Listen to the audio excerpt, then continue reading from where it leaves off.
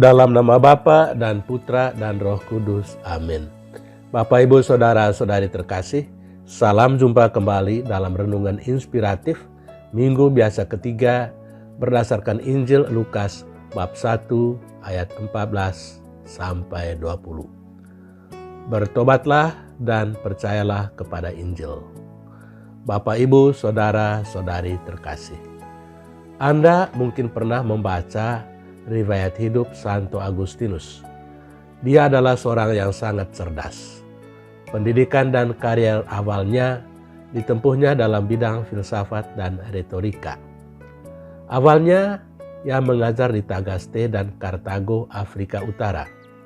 Namun kemudian ia memutuskan untuk pergi ke Roma karena dia yakin bahwa di Roma dia mendapat kesempatan yang lebih baik. Oleh sebab itu, pada usia 29 tahun, Agustinus pergi ke Roma. Pada usia 30 tahun, karir Agustinus semakin bersinar. Ia dikenal sebagai seorang profesor yang sangat disegani di kota Milano. Namun demikian, Agustinus selalu merasa ketegangan dalam kehidupannya. Pada suatu hari, ketika ia sedang duduk di keretanya dalam perjalanan menuju istana untuk menyampaikan sebuah pidato penting di hadapan kaisar, ia melihat seorang pengemis yang mabuk di jalan, yang ternyata hidupnya begitu bebas dan tidak diliputi kecemasan dibandingkan dengan dirinya. Hal itu membuat ia semakin hari semakin merasa gelisah. Hidupnya bergelimang harta dan ketenaran, tetapi hatinya tidak tentram. Pada suatu hari, ia pergi ke taman kota. Sekonyong-konyong, ia mendengar seorang anak menyanyi berulang-ulang, "Tole leje, tole leje," yang berarti, ambillah dan bacalah. Agustinus mengambil kitab suci dan membukanya tepat pada ayat berikut. "Marilah kita hidup dengan sopan, seperti pada siang hari, kenakanlah Tuhan Yesus Kristus sebagai perlengkapan senjata terang, dan janganlah merawat tubuhmu untuk memuaskan keinginannya." Roma bab 13 ayat 13 sampai 14. Pada saat itu, Agustinus pun memutuskan untuk meninggalkan cara hidup lamanya dan bertobat. Dia menjual segala harta miliknya dan dibagikannya kepada orang-orang miskin. Kemudian dia menghadapi Uskup Ambrosius yang kemudian menjadi Santo Ambrosius dan minta dipermandikan. Agustinus kemudian menjadi imam dan uskup di Hippo, Afrika Utara, dan setelah wafat dia digelarkan sebagai orang kudus sama seperti ibundanya Santa Monica.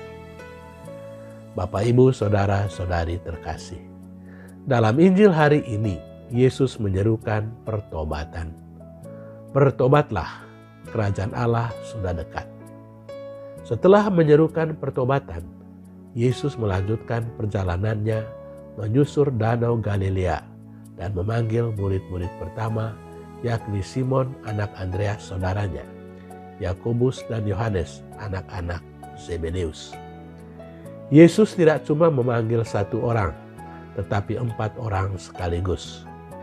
Hal itu sangat berbeda dengan cerita tentang panggilan para nabi di dalam Perjanjian Lama, seperti Moses, Gideon, Yesaya, Yeremia, dan Yesekiel. Di dalam panggilan para murid pertama, tidak ada pengalaman akan Allah yang luar biasa. Semuanya terjadi atas cara yang biasa-biasa saja.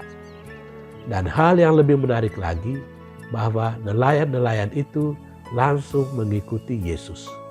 Tidak ada pertanyaan, tidak ada dialog, seperti yang ada di dalam Perjanjian Lama.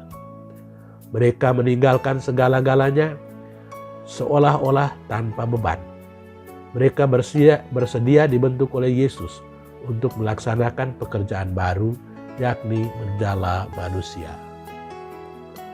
Saudara-saudari terkasih, Injil yang sederhana ini mengungkapkan inti kehidupan kita sebagai orang-orang Kristen. Tujuan hidup kita sebagai orang-orang Kristen adalah mengikuti Yesus untuk menjadi penjala manusia. Sebagai penjala manusia, kita hendaknya berusaha mengundang orang-orang lain agar masuk ke dalam sukacita hidup yang kita peroleh karena mengikuti Yesus. Hal itu kita lakukan bukan terutama melalui kata-kata, melainkan melalui teladan hidup. Alangkah indahnya apabila orang-orang lain bergabung dengan kita karena mereka telah melihat di dalam diri kita keindahan hidup sebagai pengikut Yesus.